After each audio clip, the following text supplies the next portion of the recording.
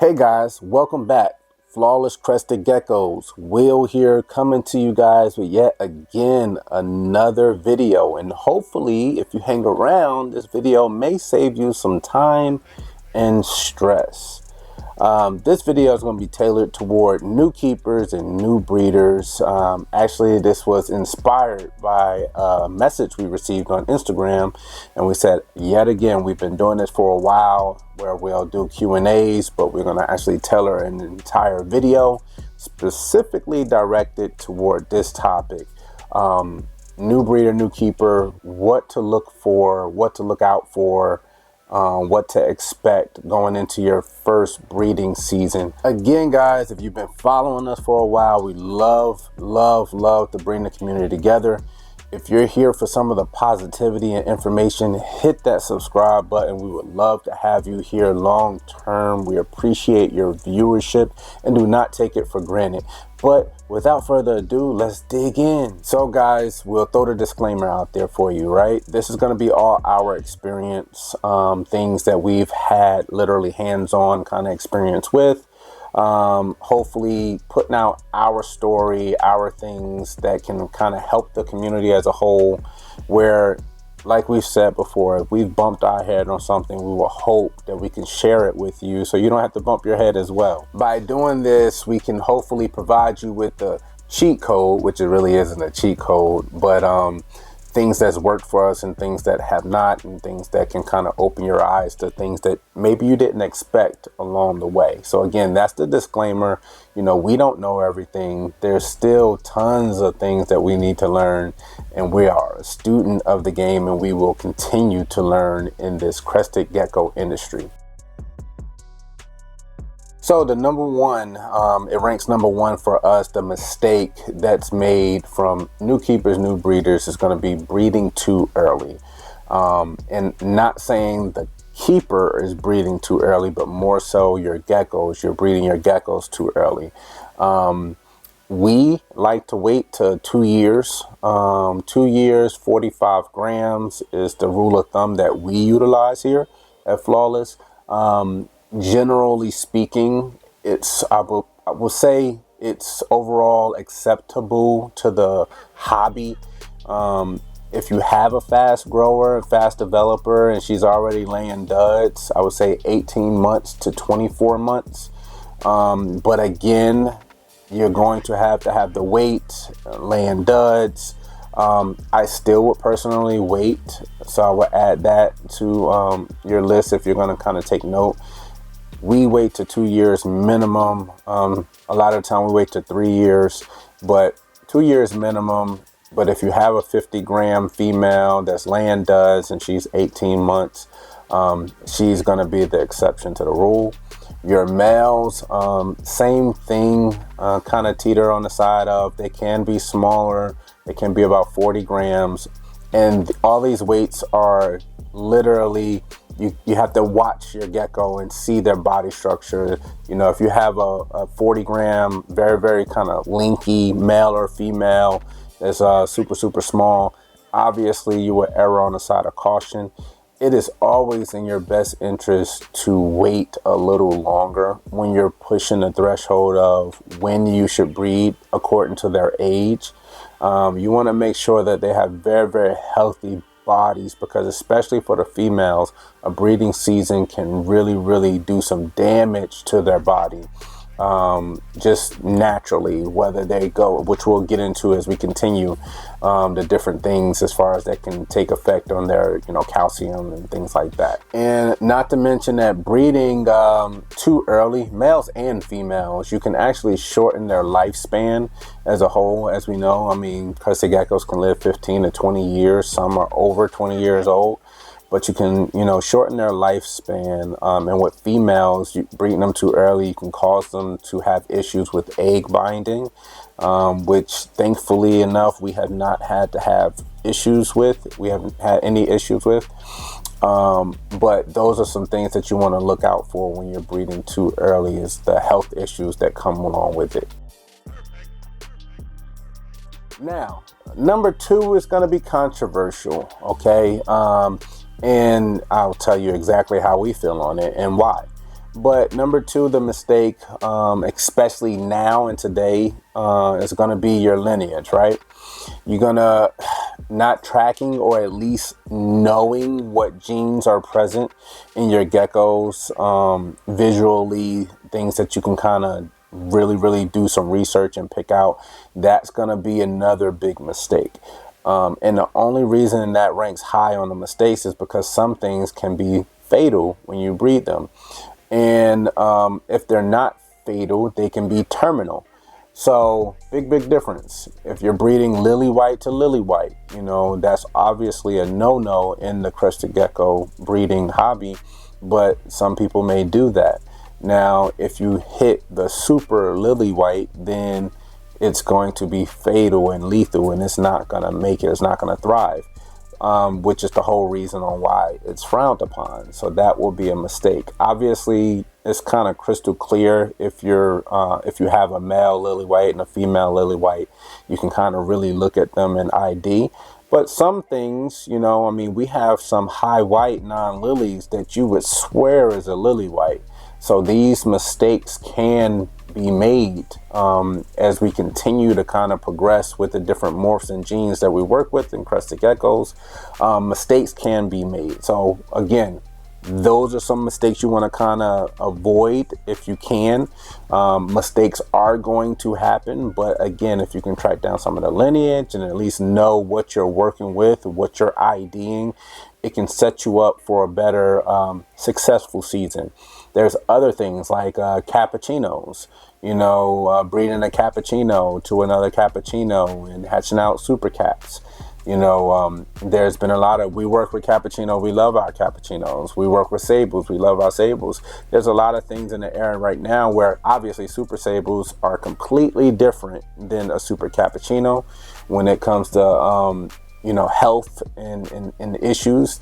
We haven't seen any issues with super sables, but what we have seen is the genes continue to progress. We've seen some phenomenal looking cappuccinos that you would swear was a sable. So when you start working with these genes and you're new, that's what this video is tailored and directed toward. You may have a cappuccino and you may have a sable and you may do a breeding together only to find out that maybe your sable was a cat or vice versa. So those are some things you want to make sure. That's why lineage can be important when you're doing your pairings and your breedings, and why it can easily present an issue and a mistake for a new breeder. So that's why that's even in this list. Are you ready to take your love for crested geckos to the next level? Welcome to the Flawless Crested Geckos Patreon, where passion meets opportunity. With 2 tiers, $50 and $100 a month, your membership is not just support, it's an investment. Every dollar goes straight into your very own Flawless Savings account, ready to be used toward purchasing that gecko you've always wanted. As a Patreon member, you'll unlock exclusive early access to every single website update we have. That's 48 hours to view and purchase geckos before the public ever sees them. Plus, enjoy 5% off and free shipping all year long. Looking for even more? That $100 tier gives you rollover funds so you can stack your savings for those big dream gecko purchases. But that's not all.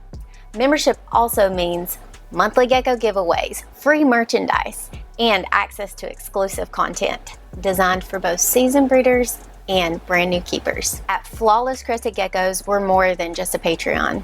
We're a family, a flawless family, and we'd love for you to be a part of it. So don't wait, join today and start enjoying all of those benefits. Your perfect gecko could be waiting for you exclusively here at Flawless Crested Geckos Patreon. So another big mistake that's obviously on this list is going to be mistake number 3. Poor diet, calcium deficiencies. Nutrition is everything for these geckos. Breeding drains the calcium and energy from females. A lot of crested geckos, as they get older, they tend to go off bugs, so they won't get the extra calcium from the bugs. Failing to provide a good, complete Crested Gecko diet with proper supplementation can lead to weak eggs, egg binding yet again, and poor hatch rates, which we've been contacted about several times over. We're always willing to help anyone that's reaching out on any level to help them be successful. So you're going to want to make sure you have certain things on hand. Liquid calcium, you may want to have it on hand just in case you have to have it for your female that calcium sacs are literally going through a calcium crash. You want to have these things on hand. Even if you've never experienced it, you want to have these things on hand, because when you need it, you need it. You don't want to need it at that moment and order it and, I don't know, get it in 3-4 days when you can literally be dealing with it as soon as you see it happening. So number 4, housing problems, right? This is going to be a big one that we never dealt with firsthand, but we've offered a lot of assistance to this issue. We've actually been asked about this twice within the last 6 months, dealing with housing issues where a breeder and keeper literally, it was almost verbatim how these messages came in over the last few months, but they prepared, they did everything they thought they needed to do to prepare for their breeding season. And again, we're going to give you our opinion. We don't do breeding groups. We do one-to-one pairings. That's just something that we've always preferred. So in the breeding season, we already have empty enclosures and everything for our males that they pretty much never go back to until they're done with going through all their females. And we move our males to our female enclosures every single week until they're done, and then they go back into their own enclosure. Well, if you don't do it that way, and let's say you set up your breedings as far as in groups, there's nothing wrong with that. So you see, guys, I'm telling you, look, we don't do it, but there's nothing wrong with it. So if you choose to do it, to do your breedings that way, you need to make sure you have proper precautions set up. What do you do when your female is roughing up your male, or your male is roughing up your female? What do you do when, you know, they're just not getting along? You need to make sure that you have enclosures where you can at least quarantine or separate them from each other for a period of time, and maybe introduce them later. So if you're setting up 10 breeding groups of 1.3s, and that's literally maxed out your entire area wherever you have in your home, in your room, then if you have 2 or 3 groups that aren't necessarily getting along, you know, when you have a female that's losing a lot of weight or a male that's losing a lot of weight, you literally don't have anywhere to take that gecko out and to pretty much put them by themselves, because you never prepared for that. So that is something, hopefully, if you're watching this video, that you can prepare for. I'm not saying that you need, if you have 10 colonies, to have 100 enclosures, but you need to have things set up just in case you run into these issues. And number 5 is another one. Underestimating the commitment that you have to put forth to your crested geckos. That was huge for us when we got started, when we literally saw, you know, had to learn all the workarounds that would make our time more efficient when we started doing a lot of our gecko work as far as cleaning and feeding and everything. You need to make sure that you understand the commitment per your collection. If you have 50 geckos versus if you have 500 geckos, the time that it's going to take you to feed and clean every single week, you know, your schedule, staying consistent, not putting things off to a later time, because at the end of the day, these are living and breathing creatures that we have to tend to, right, guys?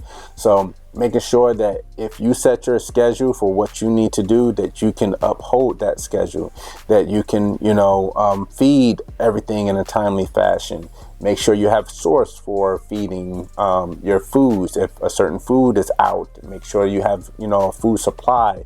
Make sure you check the shelf life of your food, just to make sure that all these areas are covered when it comes to you taking care of your crested geckos, there's a lot of commitment to it. So if you're thinking about breeding crested geckos for the first time, avoid these mistakes and set yourself up for success, guys. If you found this to be helpful, hit that like button, hit the subscribe button, please. Flawless Crested Geckos would love for you to do that. Drop a comment down below. We would love about Drop a comment down below. We would love to hear about your breeding plans or any questions you may have. I would love to hear some of your experiences that you've had with any of these mistakes firsthand. Drop them down below. But as Will, Flawless Crested Geckos, and we out.